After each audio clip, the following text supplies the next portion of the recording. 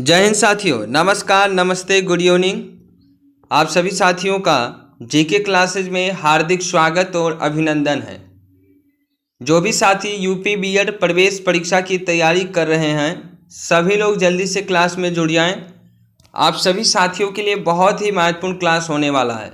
सभी लोग जल्दी से क्लास में जुड़ जाएं। साथियों, इस क्लास में हम लोग सामान्य विज्ञान यानी साइंस के महत्वपूर्ण प्रश्नों के बारे में बात करेंगे। तो सभी लोग जल्दी से क्लास में जुड़ जाएं और क्लास को लाइक शेयर कर दें। जल्दी से क्लास में जुड़ जाएं सभी लोग। जो भी साथी चैनल पे नए आते हैं, सबसे पहले चैनल को सब्सक्राइब कर लीजिए, बेल आइकन को प्रेस कर दीजिए तथा ऑल पर क्लिक कर दीजिए ताकि न्यू और लेटेस्ट अपडेट आपको मिलता रहे। इसके अलावा अगर आप टेलीग्राम चैनल को ज्वाइन करना चाहते हैं तो इसका भी लिंक आपको इस वीडियो के डिस्क्रिप्शन बॉक्स में मिल जाएगा। वहां से जाकर के आप टेलीग्राम चैनल को ज्वाइन कर सकते हैं। अगर आपने इससे पहले की क्लासों को नहीं देखा है तो उसका भी लिंक आपको वीडियो के डिस्क्रिप्शन बॉक्स में मिल जाएगा। वहां से जाकर के आप इससे पहले की क्लासों को देख सकते हैं। ठीक है, तो सभी लोग जल्दी से क्लास में जुड़ते जाइए। क्लास अगर आपको पसंद आती है तो लाइक कर दीजिए, शेयर कर दीजिए अपने सभी दोस्तों में, और कमेंट बॉक्स में कमेंट करके ज़रूर बताइएगा कि ये क्लास आपको कैसा लगा। ठीक है, तो सभी साथी जल्दी से क्लास में जुड़ जाएं। सभी लोग जुड़ जाएं, एक बार शेयर कर दीजिए आप लोग। सभी लोग क्लास में जुड़ते जाइए।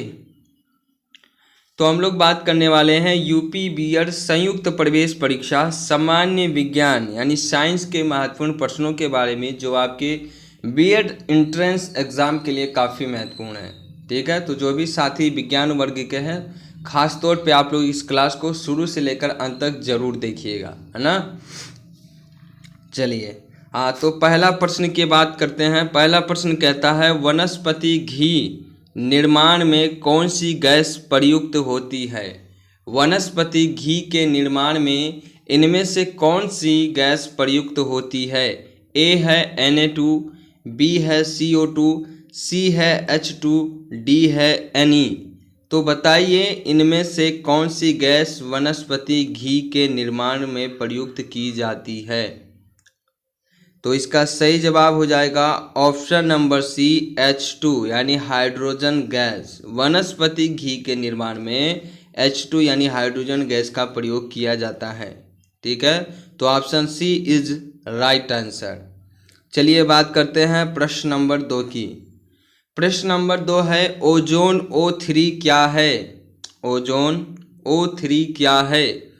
ए है ऑक्सीजन का एक अपर रूप है, बी है इतनी क्रियाशील होती है कि समुद्र तल की ऊंचाई पर लंबे समय तक वातावरण में रहती है, और सी है कि लगभग 20 किलोमीटर ऊंचाई पर सूर्य के प्रकाश की उपस्थिति में वायुमंडलीय ऑक्सीजन से बनती है, और ऑप्शन डी है कि उपरोक्त सभी कथन सत्य हैं।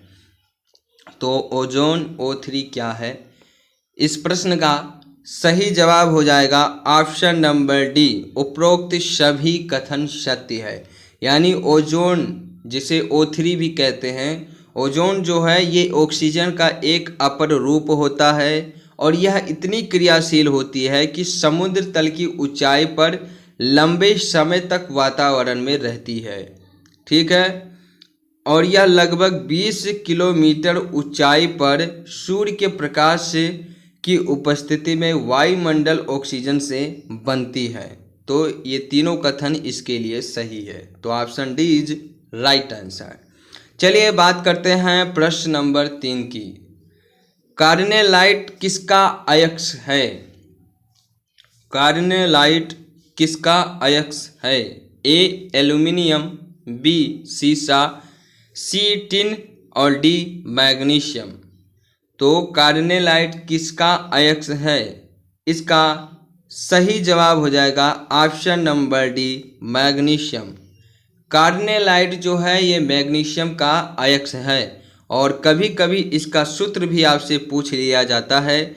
तो इसका सूत्र होता है KMgCl3.6H2O।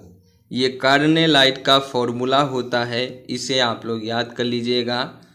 ठीक, और ये मैग्नीशियम का क्या होता है, अयस्क होता है। तो KMgCl3.6H2O इसका सूत्र है। ठीक है, तो option D is right answer. चलिए बात करते हैं प्रश्न नंबर 4 की। प्रश्न नंबर 4 कहता है संचायक बैटरी में कौन सी धातु इस्तेमाल की जाती है।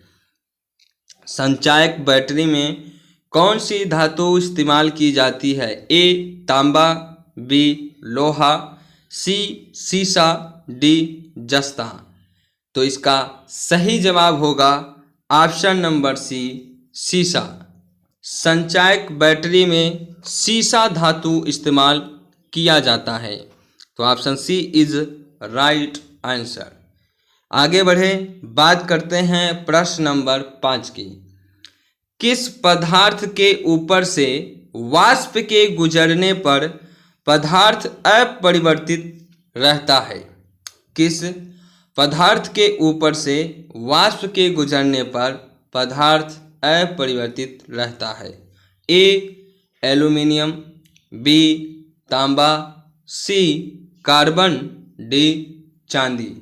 इस प्रश्न का सही जवाब हो जाएगा ऑप्शन नंबर डी चांदी। चांदी वह पदार्थ है जिसके ऊपर से वाष्प गुजर जाए तो यह अपरिवर्तित रहती है। चांदी के ऊपर वाष्प के गुजरने पर पदार्थ अपरिवर्तित रहता है क्योंकि यह जो होता है ये कम क्रियाशील होती है। चांदी आपकी कम क्रियाशील होती है। ठीक, याद रहेगा आप लोगों को। तो चांदी जो है वो कम क्रियाशील है, इसलिए इसके ऊपर से वाष्प गुजर जाए तो इस पर कोई परिवर्तन, इस पर कोई फर्क नहीं पड़ता है। ठीक, तो option D is right answer. चलिए बात करते हैं प्रश्न नंबर 6 की। क्लास को लाइक कर दीजिए सब लोग और क्लास को शेयर कर दीजिए। ठीक है, काफ़ी कम संख्या में आप लोग उपस्थित हैं। भाई सब लोग कहाँ पे हैं? बहुत ही महत्वपूर्ण प्रश्न मैं आप सभी को बता रहा हूँ, तो जल्दी से आप लोग क्लास में जुड़ते जाइए और शेयर कर दीजिए। क्लास एक बार शेयर कर दीजिए। आप लोग जो भी साथी क्लास में अभी तक नहीं आए हैं वो भी क्लास में आ जाएंगे, बस आप क्लास को शेयर कर दीजिए। तो प्रश्न नंबर 6 कहता है विरंजक चूर्ण किसका ऑक्सीक्लोराइड है। A magnesium, B manganese, C calcium, D जस्ता। विरंजक चूर्ण किसका ऑक्सीक्लोराइड है। इसका सही जवाब हो जाएगा ऑप्शन नंबर सी कैल्शियम का। विरंजक चूर्ण जो है ये कैल्शियम का ऑक्सीक्लोराइड है। ठीक, विरंजक चूर्ण बहुत ही महत्वपूर्ण यौगिक है। बहुत बार परीक्षाओं में इससे संबंधित प्रश्न पूछा जाता है। कभी कभी इसका सूत्र आपसे पूछ लिया जाएगा। तो CaClO2 ये आपका विरंजक चूर्ण है। ठीक है, विरंजक चूर्ण CaClO2 कैल्शियम का ऑक्सीक्लोराइड है। ठीक है, तो इसका सूत्र आप लोग याद रखेंगे। ठीक, चलिए बात करते हैं प्रश्न नंबर 7 की। ठीक है, वह पदार्थ जो सामान्यतः खाद्य संरक्षण में प्रयुक्त होता है। वह पदार्थ जो सामान्यतः है खाद्य संरक्षण में प्रयुक्त होता है, मतलब जो खाने की चीज़ें होती हैं उनको सुरक्षित रखने के लिए इनमें से किस पदार्थ का प्रयोग किया जाता है। ए है सोडियम कार्बोनेट, बी है टार्टरिक एसिड और सी है एसिटिक एसिड, डी है बेंजोइक एसिड। ठीक है, तो इसका सही जवाब हो जाएगा option number D benzoic acid.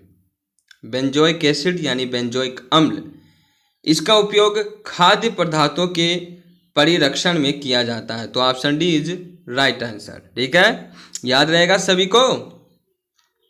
Benzoic acid यानी बेंजोइक अम्ल जो होता है ये खाद्य पदार्थ के संरक्षण में प्रयुक्त किया जाता है। ठीक है, चलिए बात करते हैं भैया प्रश्न नंबर 8 की। ग्रास नली द्वारा लटकी हुई पत्ती के समान उपास्थितमय रचना कहलाती है। ग्रास नली के द्वारा लटकी हुई पत्ती के समान जो उपास्थितमय रचना होती है वो क्या कहलाती है। ए है एपीफेरेंक्सिक, बी है घाटी घाटीपणापन, है ना, घाटी भापन। राजा बाल गिले झोले में गे लाल ले पंड टाली काली ला ओ तेली माली गली।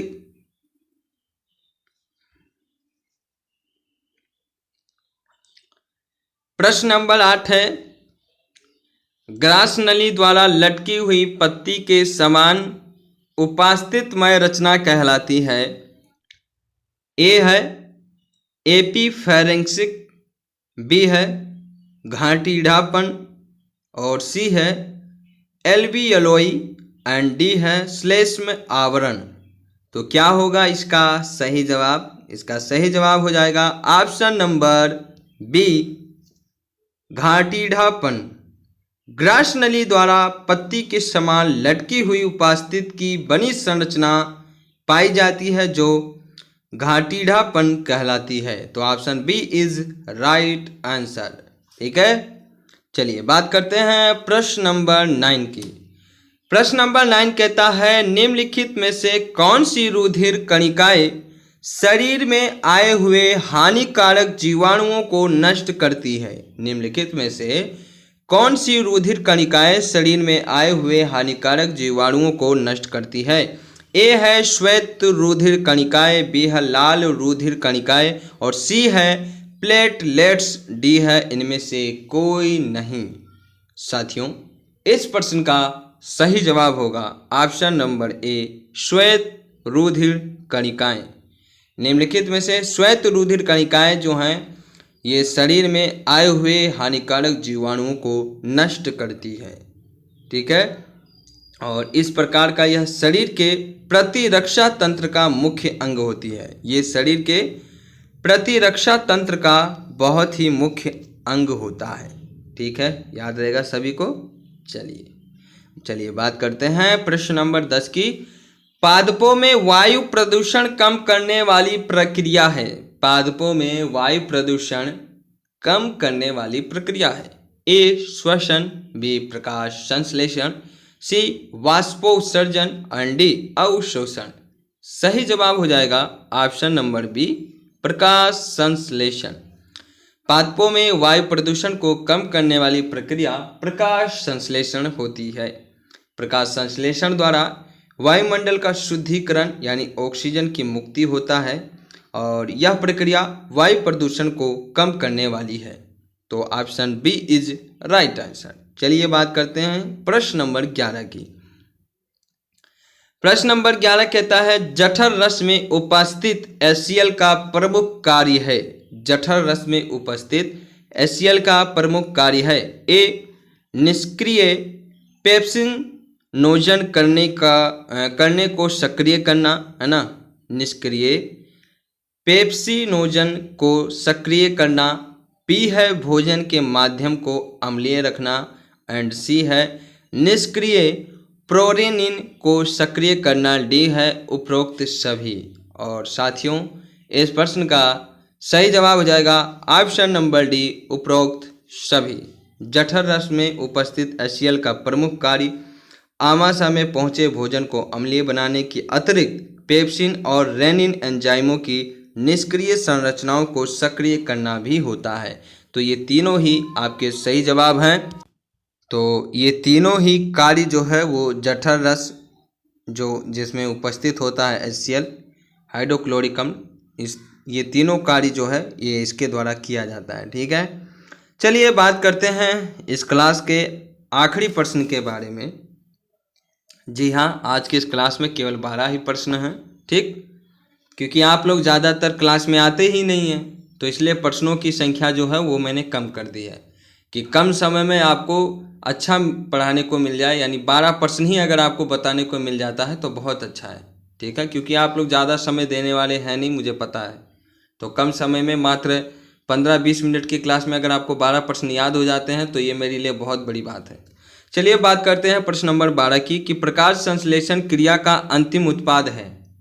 प्रकाश संश्लेषण क्रिया का अंतिम उत्पाद है। ए है प्रोटीन, बी है वसा, सी है मंड, और डी है खनिज लवण। क्या हो जाएगा इसका सही जवाब? इसका सही जवाब क्या हो जाएगा?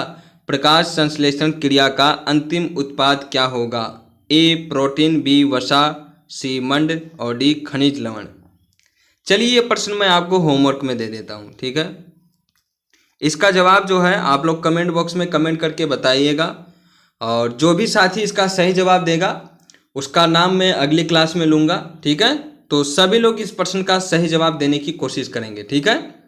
इनमें से कौन सा सही जवाब होगा ये आप लोग बताइएगा, ठीक। चलिए तो साथियों इस क्लास में बस इतना ही, ठीक है, और अगली क्लास में मिलते हैं हम लोग। तब तक के लिए आप सभी साथी अपना ख्याल रखें और अपनी तैयारी निरंतर आप लोग करते रहिए, ठीक है।